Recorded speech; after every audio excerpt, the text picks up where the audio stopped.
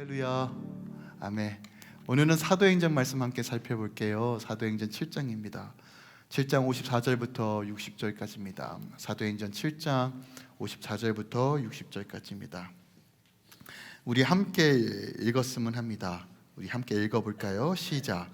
그들이 이 말을 듣고 마음에 찔려 그를 향하여 이를 갈거늘 스데반이 성령 충만하여 하늘을 우러러 주목하여 하나님의 영광과 및 예수께서 하나님 우편에 서신 것을 보고 말하되 보라 하늘이 열리고 인자가 하나님 우편에 서신 것을 보노라 한데 그들이 큰 소리를 지르며 귀를 막고 일제히 그에게 달려들어 성 밖으로 내치고 돌로 칠세 증인들이 옷을 벗어 사울이라 하는 청년의 발 앞에 두니라. 그들이 돌로 스데반을 치니 스데반이 부르짖어 이르되 주 예수여 내 영혼을 받으시옵소서 하고 무릎을 꿇고 크게 불러 이르되 주여 이 죄인을 그들에게 돌리지 마옵소서 이 말을 하고 자니라. 아멘. 하나님의 말씀입니다. 오늘 이 말씀 순교적 영성 그리고 성교적 삶이라는 이 제목을 가지고 함께 이 말씀 좀 살펴보려고 합니다. 우리 인생에서 매우 중요한 질문이 있습니다. 중요한 질문. 조금은 무거울 수 있지만 누군가는 반드시 이 질문을 스스로에게 해야 됩니다. 그 질문은 무엇이냐면 내 삶의 끝을 어떻게 마무리할 것인가? 나는 어떻게 죽음을 준비할 것인가입니다. 무겁죠. 왜냐하면 우린 죽음이란 이 단어를 별로 이렇게 좋아하지 않습니다. 마치 끝나는 것 같고 모든 것이 사라질 것 같은 단어이기 때문입니다. 특별하게 우리 청년들은 죽음이 뭐야? 나 아직 건강한데, 나 아직 할 거 많은데 왜 굳이 죽음을 논해? 지금 살기도 바쁜데 라고 하는 인식이 훨씬 더 강하죠.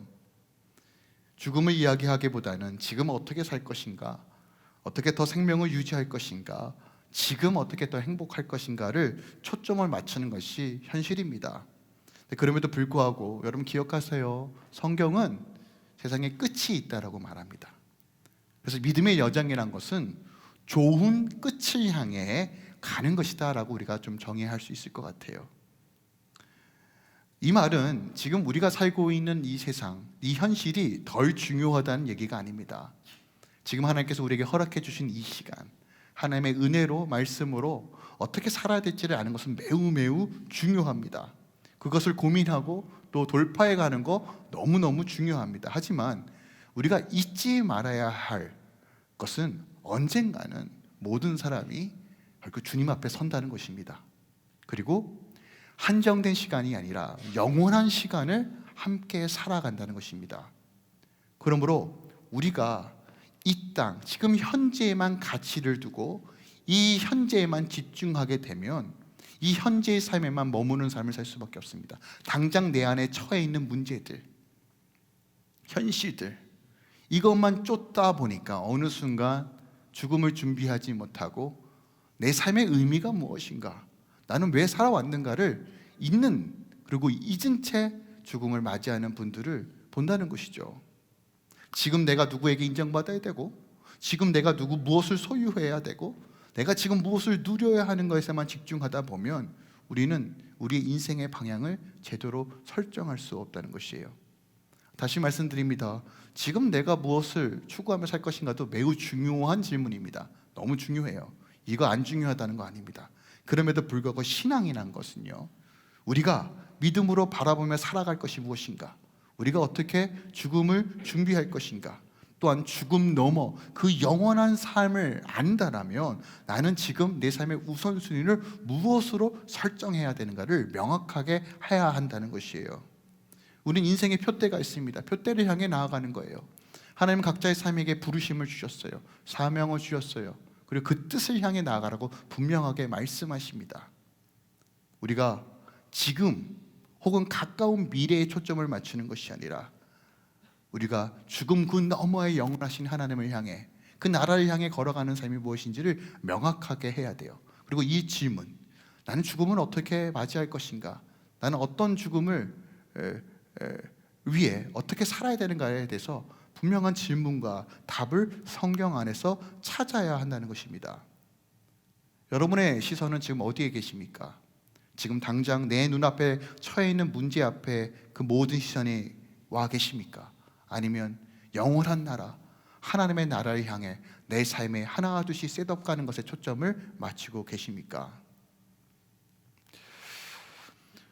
우리는 예수를 만난 자들입니다. 믿으십니까? 우리가 예수 안에 있습니다. 믿으십니까? 이 말은 어떤 의미가 있냐면 우리는 예수로 인하여 이미 좋은 시작이 이루어진 사람들입니다. 사람들이 좋은 시작이라고 말할 때 어떤 조건을 이야기합니다. 아유, 우리 부모님이 못 살기 때문에 난 좋은 시작을 할 수 없어. 나는 얼굴이 못생겼기 때문에 결혼을 못해. 난 똑똑하지 못하기 때문에 직장을 가질 수 없어.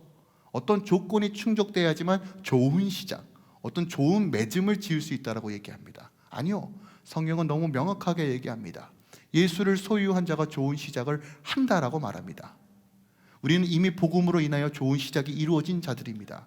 그러나 성경은 또 하나 명확하게 이야기하는 것은 우리가 좋은 시작을 했지만 끝을 잘 맺지 못하면, 끝을 육으로 끝나게 되면 우리가 살아온 인생의 의미가 무엇인지를 분명히 점검하라고 말합니다. 그래서 갈라디아서 3장은 말합니다. 성령으로 시작하여 육신으로 마무리 짓겠느냐라고 질책하는 것이에요. 우리가 복음으로 시작한 인생, 우리 마지막까지, 죽는 그날까지, 아니 죽음 그 너머에까지 우리가 어떻게 살아야 될지를 오늘 지금 우리가 점검하고 우리 삶의 우선순위와 부르심이 무엇인지 명확하게 하는 것, 그것이 바로 순교적 영성과 선교적 삶입니다. 교회는 이것으로 분명한 부르심이 무엇인지를 알아야 합니다. 우리의 개인적 삶은 바로 이것을 향하여 지향점을 가지고 나아가야 한다는 것이에요. 베드로전서 1장 17절 분명히 말합니다. 주님께서 뭐라고 말씀하시냐면 베드로전서에 이렇게 말합니다. 외모로 보지 않고 각 사람의 행위대로 심판하시는 이가 너희가 아버지가 부른다 말해요. 자, 이분이 우리 아버지십니다. 하나님께서 우리가 어떻게 살아왔는지, 어떻게 준비했는지를 분명히 보신다라고 말합니다. 그러므로 나그네로 있을 때 두려움으로 지내라고 말해요. 또한 그 후반부에 뭐라고 말씀하시냐면 보세요.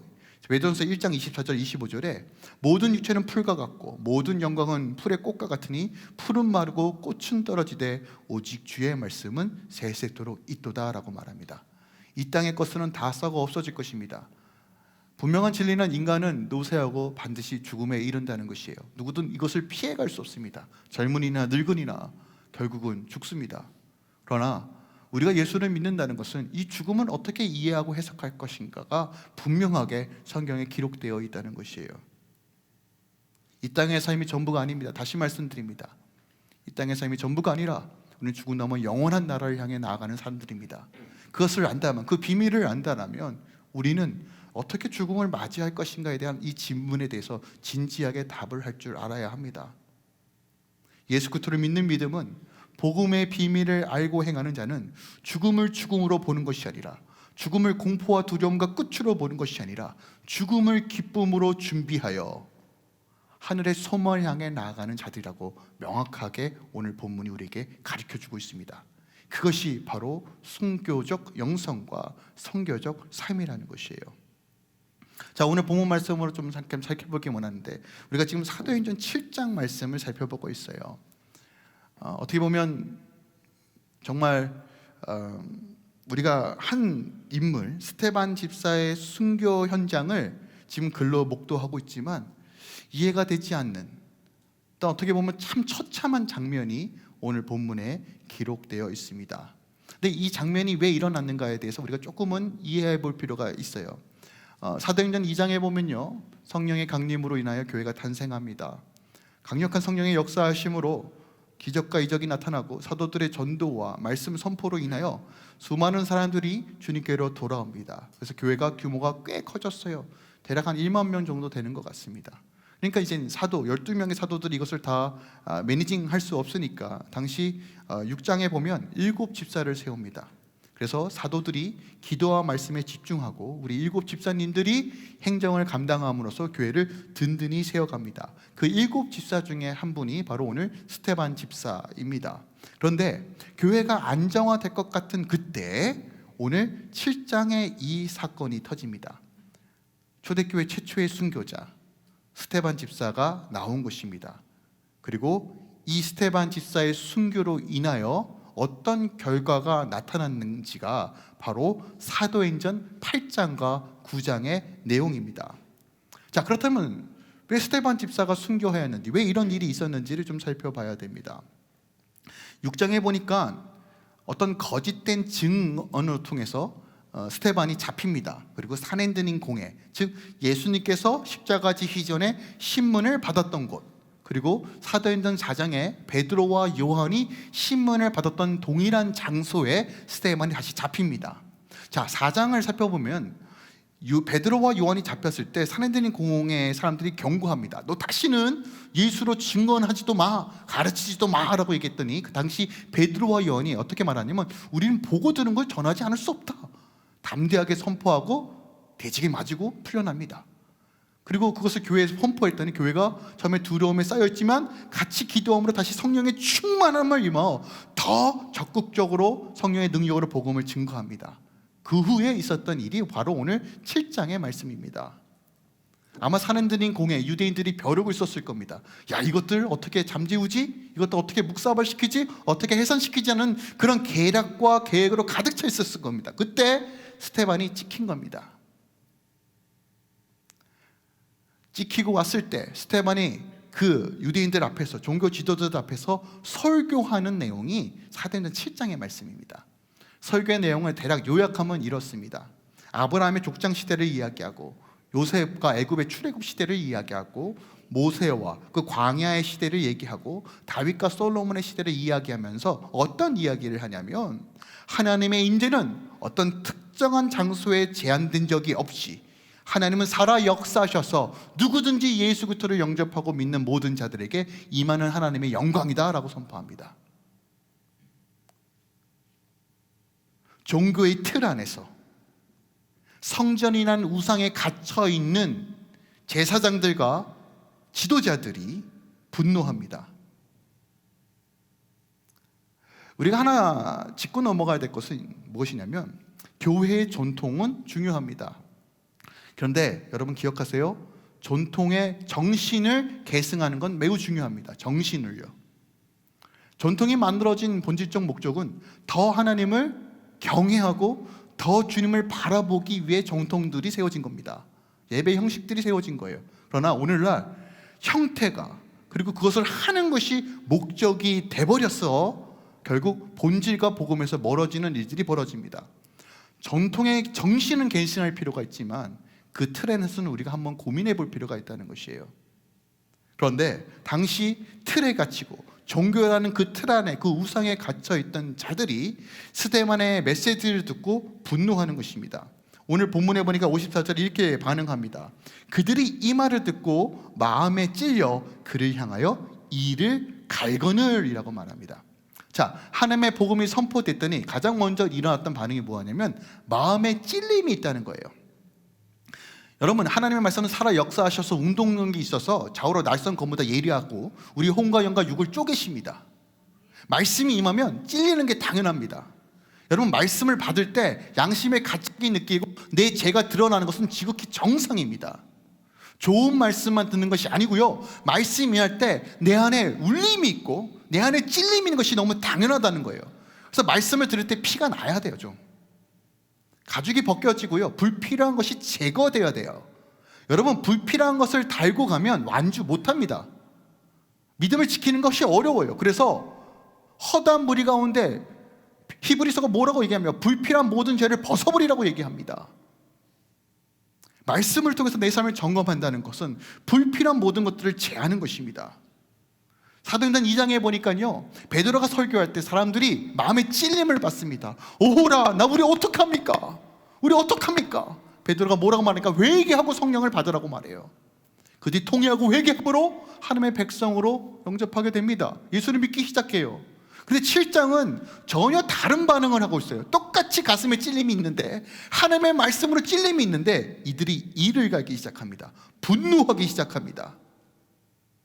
이들이 분노했던 이유가 뭐예요? 스데반이 틀려서요? 아니요. 스데반이 옳고 하나님의 말씀이 진리이기 때문에 그들이 분노하는 것입니다. 여러분, 보편적으로 내가 옳고 상대방이 틀리잖아요. 그럼 화가 나요. 내가 옳잖아요. 근데 상대방이 틀려요. 화납니다. 그래도 그 화는 다스릴 수 있는 화입니다. 왜요? 그래도 이해할 수 있는 화잖아요. 아, 그래, 무지하구나, 모르는구나, 아유, 어떡하지? 근데 여러분, 그거 아세요?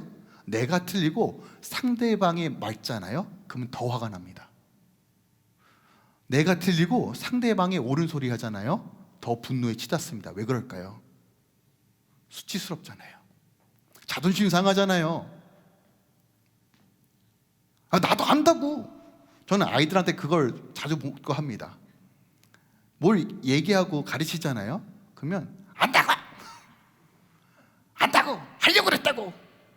그럼 제가 어떻게 할까요? 네이조를 쏘죠. 어디? 우리 본성이 그래요. 내가 틀렸다는 것이 인지되는 순간 더 큰 화를 냅니다. 왜요? 방귀 낀 놈이 성내는 겁니다. 그래서 지금 분노하는 것입니다. 진리가 왔으니 옳은 소리 하니까 그걸 받아들일 수 없는 거예요. 왜요? 지금까지 자신이 믿고 있던 종교적인 틀이 깨지니까요. 성전을 우상 삼았던 유대인들과 사두개인들, 그리고 산헤드린 공회가 자기의 가치관이 흔들리니까 분노하는 것입니다. 그런데 이런 광기를 보이는 것이 이때뿐인가요? 아니요. 오늘날 우리가 살고 있는 모습에서 너무 적나라하게 드러납니다. TV만 틀면요, 제가 보통 요즘 한국 뉴스 잘 안 보려고 하는데 TV만 나오니까 틀린 사람이 더 화를 내요. 아닌가요? 잘못된 사람이 더 분노합니다. 지적받으면 잘못을 시인하기보다는 어떻게 하면 다른 사람의 약점을 찾아서 더 적나라하게 공격하는 시대에 우리가 살고 있어요. 목소리 큰 게 장땡입니다. 기준이 없어요. 진실한 거, 팩트는 중요하지 않아요.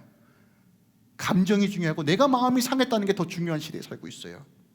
옳고 그름은 중요하지 않아요. 쉬지 않고 자기네 소신과 주장만 하고 내 뜻을 상대방의 굴복시키기 위해 수단과 방법을 가리지 않는 이 세상의 시스템. 여러분, 오늘 이 사건이 일어난 장소는 성전입니다. 성전, 헤롯 성전 안에 살인된 고매의 건물과 성전이 마주하고 있어요. 성전에서 일어난 사건이에요. 소위 얘기해서 지성인들입니다. 영성이 있다고 정찬을 떨었던 인물들이 바로 당시 종교 지도자들입니다.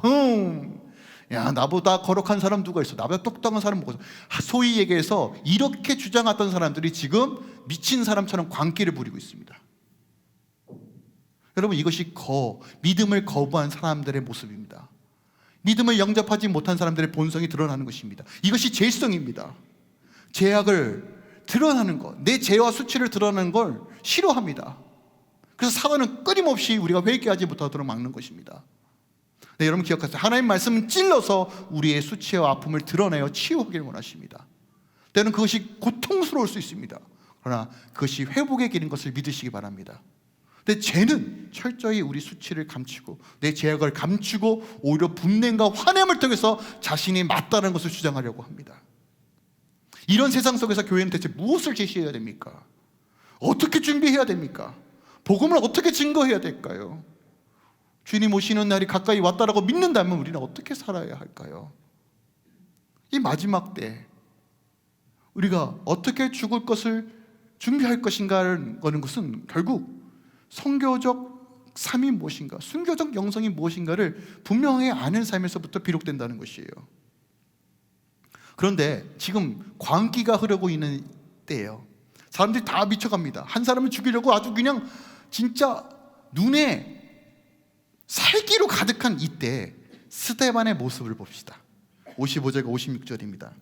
스데반이 성령이 충만하여 하늘을 우러러 주목하여 하나님의 영광함이 예수께서 하늘 우편에 서신 것을 보고 말하되 보라, 하늘이 열리고 인자 하나님 우편에 서신 것을 본다라고 말합니다. 완전 딴 세상에 살고 있어요. 여러분, 한번 상상이 되십니까? 내 주위에 나를 죽이려고 광기 어린 눈빛으로 나를 째려보고 있는 사람들이 둘러싸여 있어요.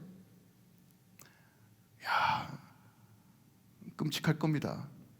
간이 아무리 배 밖에 나와도 간이 떨어져 나갈 것 같아요. 그때 지금 스데반이 어떤 행동을 합니까? 하늘을 봐요. 여러분, 믿음은 바로 이런 것입니다. 내 안에 처해 있는 모든 환경을, 문제를 주목하는 것이 아니라 하나님을 바라볼 때 회복이 시작되는 것이에요. 여러분, 하나님을 보기 시작할 때 회복이 시작되는 것이에요. 이것이 바로 마지막 때를 살아가는 자들의 모습입니다.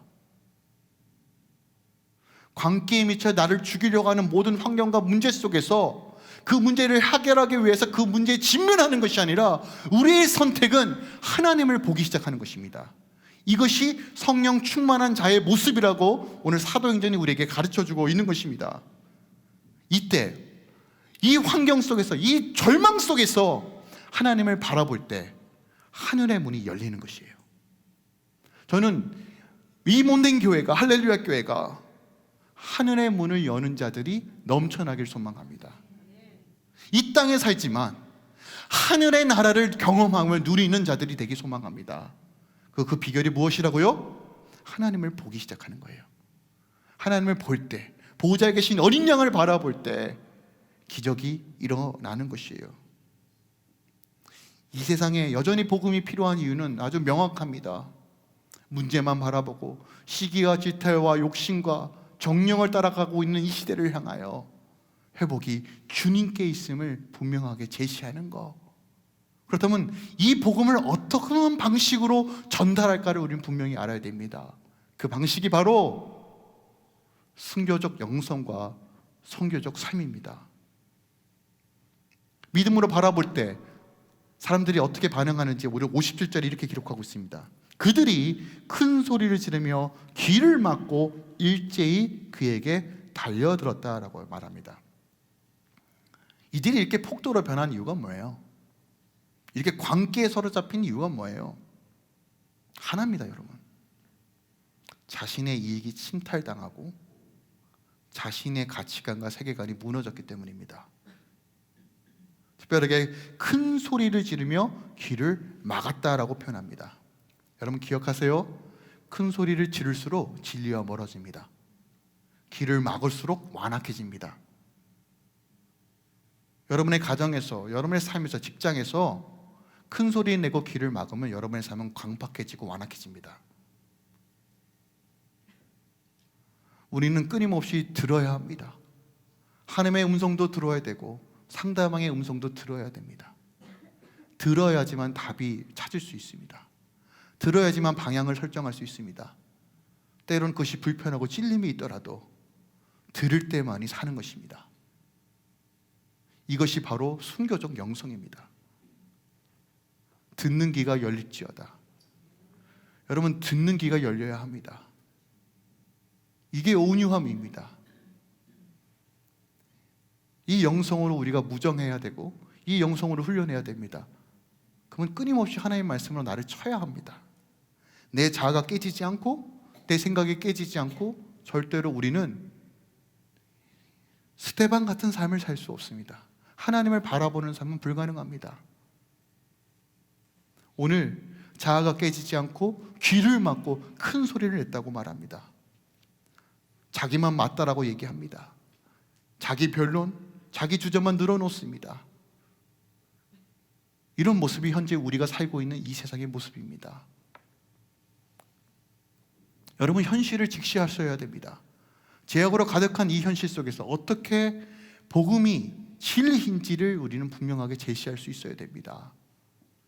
그 방식이 바로 오늘 스데반의 삶이라고 우리에게 말하고 있는 것입니다. 여러분, 우리가 어떻게 죽을 것인가를 준비한다는 것은 어떻게 잘 살 것인가를 대면할 수밖에 없습니다. 잘 죽을 각오를 하는 것보다 더 잘 사는 길은 없습니다. 이것은 믿음의 선배들 뿐만이 아니라 소위 얘기해서 지성인들, 지식인들, 그래도 인생을 살아봐서 지혜를 논했던 모든 사람들이 동일하게 말하는 것입니다. 어떠한 죽음을 맞이할 것인가가 가장 잘 사는 방식입니다. 그리고 우리가 죽음이 아닌 영원한 나라를 향해 걸어간다는 사실을 기억할 때 지금 이 순간 내가 무엇을 추구해야 되는지를 명확하게 아셔야 한다는 것입니다. 자, 그럼 오늘 본문을 통해서 제가 한 가지 의문점이 들었던 건 무엇이냐면 이거예요. 왜 하나님은 스데반을 보호하시지 않았냐는 거예요. 왜 굳이 순교하게 놔두셨냐는 거예요. 사도행전 6장 8절에 10절에 보면 스데반을 이렇게 소개해요. 보세요. 스데반이 은혜와 권능이 충만하여 큰 기사와 표적을 민간에게 행하니 이른바 자유민들 즉 구레네인, 알렉산드리인, 길리안과 아시아에 온 사람들의 회당에서 어떤 자들이 일어나 스데반과 더불어 논쟁할세 스데반이 지혜와 성령으로 말함을 그들이 능히 당하지 못하였다라고 말해요. 당시 7 집사님들을 세우던 목적은 교회의 관리와 행정을 위해서 세웁니다. 그런데 지금 스데반 집사님께서 무슨 일을 하고 계십니까? 사도와 같은 일을 하고 계십니다. 기적과 이적을 행하십니다. 그리고 더불어 논쟁할세 지혜와 성령으로 말한다고 말합니다. 설교도 가르침도 굉장히 탁월하십니다. 그러면 일반적으로 이분 모시고 새로운 교회 개척하는 게 더 좋은 거 아닙니까? 전 그 생각했어요. 주님, 스데반 집사님, 뭐 신학교 갈 필요도 없네요. 유대와 사마리아 교회 하나 세우면 그게 또 하나님 나라 확장에 더 큰일 아닌가요? 라고 하는 생각이 들었어요. 스데반 집사의 죽음이 대체 무슨 의미가 있습니까? 이게 주는 의미가 뭐예요? 라고 하는 질문을 제가 지울 수가 없었어요. 그러면서 주님께서 왜 스데반이 순교해야 됐는지 그 열매가 무엇인지를 저에게 가르쳐 주신 부분이 있습니다. 그걸 좀 함께 좀 살펴보기 원해요. 오늘 스데반이 왜 돌에 맞아 죽었는지를 좀 살펴보기 위해서는 그 배경 지식이 좀 필요합니다. 당시 이스라엘은 로마의 속국이었어요. 무슨 얘기냐면 자신네들 자체적으로 법을 집행할 권한이 없습니다. 특히 사형 집행은 로마의 허락 없이는 절대로 할 수 없습니다. 그런데 하나의 예외 조항이 있습니다. 그것은 바로 그들의 종교법에 의하여 사형을 집행할 수 있습니다. 근데 조건이 있습니다. 어떤 조건이냐면 첫 번째로 산헤드린 공회원 중에 한 명이 반드시 사형을 집행하는 장소에 있어야 합니다. 그리고 2명 이상의 증인이 필요합니다. 한 명이 아니라 2명 이상이 이 사람이 신성모독을 했다, 종교법에 어긋났다, 돌로 쳐 죽여야 된다라고 하는 2명의 증인이 반드시 필요합니다. 그래서 이 증인이 신고합니다. 이 사람이 하나님의 말씀을 어긋났습니다. 돌에 쳐 죽여야 됩니다 라고 말합니다. 그리고 자신의 옷을 벗고 죄인의 옷을 벗긴 후에 산헤드린 공회원 앞에 옷을 내려놓고 선포하는 것입니다. 그리고 자신이 돌을 던져 그 사람을 죽이기 시작하는 것입니다. 근데 조그만 돌을 던지는 것이 아니라 큰지만 맷돌을 가슴을 향해 던졌다고 말합니다. 근데 맨 땅에 던지는 것이 아니에요. 그 사형을 집행하기 위해서 어떤 일을 행하냐면 예루살렘 밖으로 끌고 가서 이 죄인에게 삽을 줬다고 합니다. 그래서 땅을 본인이 파도록 했다고 합니다. 2에서 3m 정도를요. 왜? 자신이 들어갈 구멍을 자기가 팝니다. 대략 3시간, 4시간 정도 걸렸다고 말해요. 그리고 포박하고 묶은 다음에 그 죄인을 구덩이에 넣습니다. 그리고 증인이 선포합니다. 이 사람 신성 모독했습니다. 모모 때문에 신성 모독했습니다. 죽는 것이 마땅합니다 라고 하면서 자기의 옷을 벗고 산헤드린 공회원 중에 한 사람에게 옷을 내어 던지고 자신이 돌을 던지는 겁니다. 그러면 두 번째 증인부터 사람들이 함께 돌을 던집니다. 언제까지요? 그 구덩이가 돌로 다 찰 때까지요. 이것이 당시의 종교법에 의한 사형 집행입니다. 자, 이 지식을 가지고 오늘 본문을 읽어야 합니다. 자, 보세요. 57절입니다. 그들이 큰 소리 지르며 기름을 받고 일제히 그들에게 달려들으니 58절 성 밖으로 내치고 돌로 칠세 증인들이 옷을 벗어 사울이라 한 청년 발 앞에 두었다라고 말합니다. 산헤드린 공회 앞에가 바로 제사장의 뜰입니다. 북문으로 스데반을 질질 끌고 간 겁니다. 그 광기에 미친 사람들이. 그리고 예루살렘 밖으로 나갑니다. 아마도 급박하게 이루어졌기 때문에 구덩이 파는 일은 없었을 겁니다. 포박하고 첫 번째 거짓된 증인이 선포합니다. 이 사람이 신성모독했습니다. 자신의 옷을 벗기고 죄인의 옷을 벗긴 후에 산헤드린 공회원을 찾았겠죠. 그런데 누가 눈을 마주쳤습니다. 그 사람이 사울입니다. 아마 사울이 눈짓을 줬을지 모르겠다. 나한테 줘, 나한테 줘. 야, 내가 보증할게. 그 사울 앞에 옷을 던집니다. 여러분, 이 사울이 누군지 아십니까? 신약의 13권을 썼던 사도 바울입니다.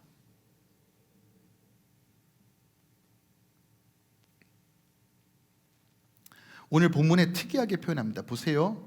59절에 그들이 돌로 스데반을 치니 스데반이 부르짖어 이르되라고 해요. 부르짖어. 여러분, 돌에 맞아 보셨습니까? 전 맞아 봤습니다. 큰 돌이 아니라 해안가에서 애들이 던지는 돌에 맞아 봤습니다. 그 작은 돌도 되게 아프더라고요. 네, 기억하세요. 맷돌 같은 큰 돌입니다. 여러분, 그 돌에 맞는데 말은 할 수 있을까요? 말 못해요. 사도행전은 누가가 기록했습니다. 예수님께서 돌아가시기 전에 소리쳤다라고 표현해요. 엘리 엘리 라마 사막다니, 하나님이 하냐 어찌 나를 버리시나이까. 근데 실질적으로 주님께서 십자가에 돌아가실 때 정말 큰 소리로 외쳤을까요? 아니요. 십자가 형은요, 여러분, 숨이 헐떡거려서 소리를 낼 수 없는 구조의 형벌입니다. 그럼에도 불구하고 큰 소리를 냈다라고 성경이 기록한 이유는 무엇입니까? 그 울림이 크기 때문입니다. 같은 관점입니다. 스데반이 큰 소리를 낸 게 아닙니다. 아무도 개미 소리 같았을 거예요. 그래도 이 울림이 크기에 부르짖었다라고 표현하는 것입니다. 뭐라고 기도합니까? 보세요. 주 예수여, 내 영혼을 받으시옵소서. 그리고 무릎을 꿇고 주여, 이 죄를 그들에게 돌리지 마소서. 이 기도 누가 들었을까요? 저 생각 많이 했는데요, 이 기도 누가 들었을까요? 큰 소리로 기도한 것 아니고 정말 울림으로 부르짖었던 이 기도를 누가 들었을까요? 저는 사울이 들었다고 믿어요. 그 사울이 듣고 나중에 누가에게 얘기해 줬을 거예요. 기록하기 위해서.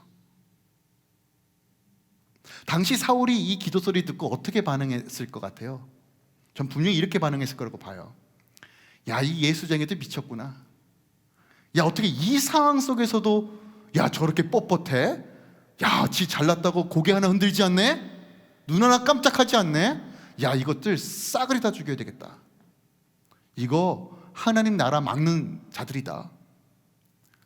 하나님 영광 다 가리는 자들이다. 이건 진짜 새싹부터 완전 잘라버려야 되겠다라고 결단했을 거예요. 결단하니까 죽기 살기로 예수 믿는 사람들 쫓아가서 잡아가죠. 아주 있는 쌍욕은 다 했을 거예요. 꼴 좋다, 야, 꼴 좋다. 예, 스테반 꼴 좋다. 야, 중얼거리. 야, 이제 미친 거 아니야, 미친 거 아니야. 반드시 그랬을 거예요. 이 일이 있은 후에 사도행전 8장에 보면 교회가 이제 핍박을 당하여 뿔뿔이 흩어지게 됩니다. 여러분 기억하세요. 하나님께서 이 순교를 통해서 교회를 다음 시프트로 바꾸시는 거예요. 모이는 교회에서 흩어지는 교회로 바꾸십니다. 왜 그럴까요? 복음은 흘러가야 되기 때문입니다. 오늘날 우리가 왜 모여야 할까요? 여러분, 할렐루야 교회는 왜 모여서 기도해야 될까요? 왜 우리가 모여서 예배한다고 생각하십니까? 흩어지기 위해서예요. 여러분, 이거 본질 잃어버리시면 안 돼요. 모이기에 힘써야 됩니다. 왜요? 흩어지기 위해서요. 이 마지막 때의 교회의 모습은 모이고 흩어지는 것에 유연할 줄 알아야 됩니다. 저는 소망하는 것은 우리가 함께 모여서 예배하고 흩어져서 예배적 삶을 통해서 순교적 영성과 선교적 삶을 통해서 스데반같이 하나님의 복음을 증거하는 삶을 사는 것입니다. 8장에 그 열매가 나타납니다. 하나님 교회를 흩으셔서 이제 복음이 예루살렘뿐만 아니라 사마리아와 유대와 사마리아 땅끝까지 증거할 수 있는 어떤 계기를 시작하십니다. 그리고 9장에 또 다른 열매가 나타납니다. 어떤 열매냐면요, 사울이 예수 믿는 사람을 잡아가려고 다마스커스로 가고 있는 중이었어요. 근데 그때 주님을 만납니다. 자신이 핍박하고 조롱하고 저주했던 예수를 목도합니다. 그리고 깨닫습니다. 야, 내가 가장 용서받지 못할 일을 했구나. 그런데 하나님의 은혜로 내가 구원을 얻었구나.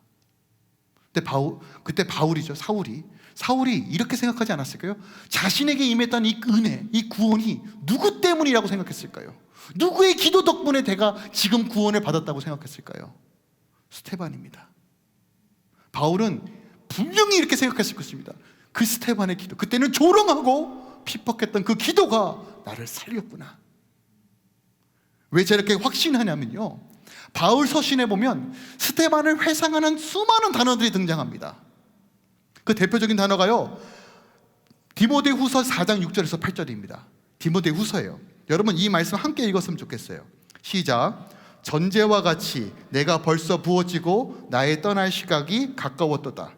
나는 선한 싸움을 싸우고 나의 달려갈 길을 마치고 믿음을 지켰으니 이제 후로는 나를 위하여 의의 멸관이 예비되었으므로 주 곧 의로우신 재판장이 그날에 내게 주실 것이며 내게만 아니라 주의 나타나심을 사모하는 모든 자에게도로다. 아멘. 전제라는 건 뭐냐면 번제를 드리기 전에 포도주를 붓는 거예요. 그러니까 무슨 얘기냐면 나의 모든 삶이 소진되었다, 나 이제 곧 죽을 것이다라는 것을 알고 있는 거예요. 마지막에 어떻게 죽을 것인가를 질문하고 그 답을 찾았던 것이 바울입니다. 그런데 그 답이 무엇이라고요? 나는 선한 싸움을 싸우고 내 달려갈 길을 다 마쳤다, 믿음을 지켰다. 이것이 바로 죽음을 준비하는 자의 삶이라는 것이에요. 그런데 이런 자들에게 주님께서 뭘 주신다고 말합니까? 의의 면류관을 주신다고 말해요. 여기서 면류관은 스테파누스라는 단어를 사용합니다. 이 단어가 어디서 쓰였냐면 계시록 4장에 보면 24장로가 쓰여진 그 면류관, 믿음을 지켰던 자들, 어떤 조건이 충족되어야지만 주어지는 이 면류관, 믿음을 지킨 자들, 마지막 때를 믿음으로 돌파하여 순교적 영성과 선교적 삶을 살아갔던 자들에게 주어진 것이 이 면류관입니다. 네, 여러분 이 면류관, 스테파누스가 영어 번역이 어떤 단어인지 아십니까? 스테판입니다. 스테반 집사의 이름이 면류관입니다. 바울은 그의 삶을 통해서 계속 되새기는 거예요. 자신이 어떤 은혜를 입었는지, 그 은혜의 시작이 어디서부터 왔는지 아는 거예요. 스테반의 기도 덕분에 그가 지금 이 은혜를 누리고 있다는 것을 아는 겁니다. 그러면 바울에게만 이 스테반 같은 존재가 있습니까? 아니요, 우리에게도 스테반 같은 존재가 있지 않아요? 여러분 어떻게 예수 믿었어요? 누군가의 기도 덕분 아닙니까? 누군가의 헌신과 눈물 덕분 아닙니까? 어떤 장로님의, 어떤 목회자의 헌신과 눈물과 그 은혜 때문에, 그 기도 때문에, 나도 모르는 사이에 나를 위해 중보했던 어떤 그 기도 때문에 지금 이 자리에 있는 거 아닙니까?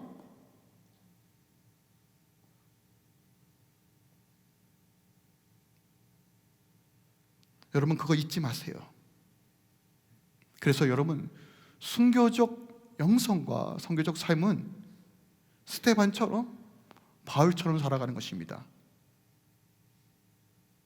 누군가를 위해 희생하고 내어주는 삶, 이것이 순교적 영성과 선교적 삶입니다. 그러니까 이런 삶 반드시 기도의 삶으로 나타납니다. 어떤 기도를 해야 될까요? 주님, 내 생명 좀 구원해 주세요, 이 문제 좀 해결해 주세요 라는 기도가 아니라 주여, 저들은 저들의 죄를 알지 못합니다. 사랑과 용서로 선포하는 기도. 여러분 이것이 순교적 영성과 선교적 삶입니다. 남을 용서하고 사랑하는 것만큼 어려운 거 없습니다.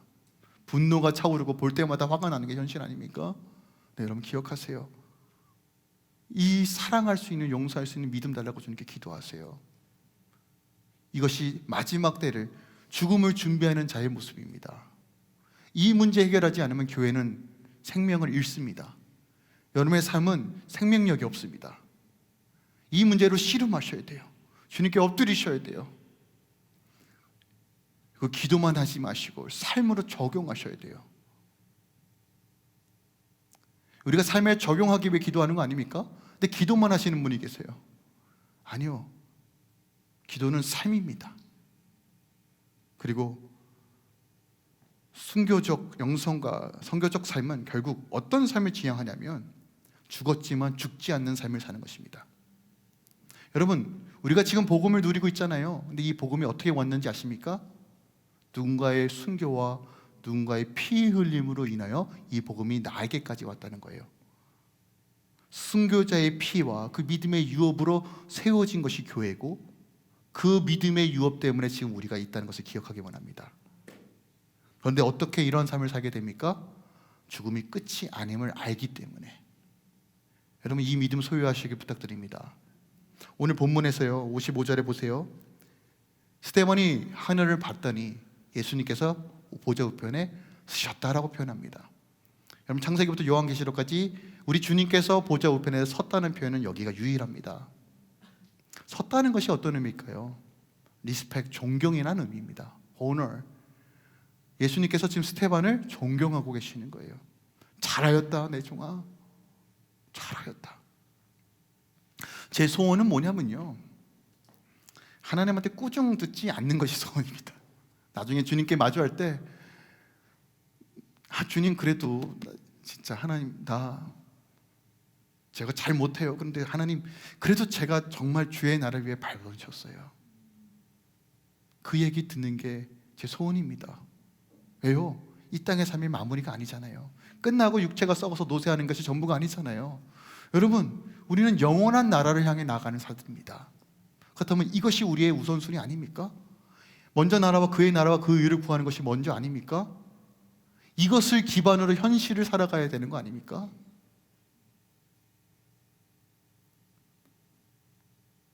특별하게 오늘 본문에 60절에 보세요. 스테반이 죽었다고 표현하지 않아요. 잔다라고 표현합니다. 여러분, 이 비밀이 뭔지 아십니까? 이 비밀이 요한복음 11장에 나와요. 요한복음 11장 25절입니다. 예수께서 이르시되 나는 부활이요 생명이니 나를 믿는 자는 죽어도 살겠고 무릇 살아서 나를 믿는 자는 영원히 죽지 아니하리라. 그럼 우리가 질문할 수 있어요. 지금 스테반이 죽었습니까? 살았습니까? 살아있죠. 그리고 우리도 살겠죠. 어디서요? 새하늘과 새 땅에서요. 죽음을 넘어 영원한 세상이 있음을 알기에 스테반은 순교적 삶으로 선교의 삶을 살 수 있었던 거예요. 근데 이 믿음 스테반에게만 있나요? 아니요. 예수 안에 주어지는 믿음이에요. 우리 이 믿음 소유할 수 있고 이 믿음대로 살아갈 수 있습니다. 오늘 여러분들에게 권면해 드리고 싶은 건 뭐냐면, 여러분 상간에 누군가가 스테반이 있어서 여러분이 지금 이 믿음 안에 들어올 수 있었다면 여러분 상간에 또 다른 바울과 사울이 있을 거라고 생각합니다. 그것이 여러분의 남편과 아내일 수 있고 여러분의 자녀일 수 있고 교회 공동체의 그 누군가일 수도 있습니다. 여러분에게 사울 같은 존재가 반드시 있을 겁니다. 근데 이 사울, 바울 만들어야 되잖아요. 그죠? 이게 교회 부르심이에요. 이걸 흘려보내야 됩니다. 이 도시 가운데, 열방 가운데요. 오늘 이 아침에 이렇게 함께 좀 찬양하고 기도하기 원하는 것은, 주님, 나에게 이 믿음 주시옵소서, 이 영성 주시옵소서. 그래서 하나님, 나만이 아니라 내가 죽고 예수로 사는 삶의 실체를 보게 하소서. 마태복음 16장 말씀 선포하고 마무리 짓겠습니다. 이에 예수께서 제자들에게 이르시되 누구든지 나를 따라오려거든 자기를 부인하고 자기 십자가를 지고 나를 따를 것이니라. 누구든지 제 목숨을 구원하고자 하면 잃을 것이요 누구든지 나를 위하여 제 목숨을 잃으면 찾으리라. 여러분, 이 비밀이 여러분 상가에 풀어지길 예수께서 축원드립니다. 죽어야 사는 것이 그리스도인이고 어린 양으로 사는 것이 성도의 삶입니다. 생명은 죽어야지만 새롭게 태어나는 것입니다. 분명한 부르심과 목적이 우리 안에 있습니다. 그 능력 또한 하나님께서 주어주십니다. 그러므로 현실에 묶여있고 이 땅에 묶여있는 삶에서 이제 영원한 나라를 바라보는 삶으로 나아가시길 예수 그리스도로 축원드리고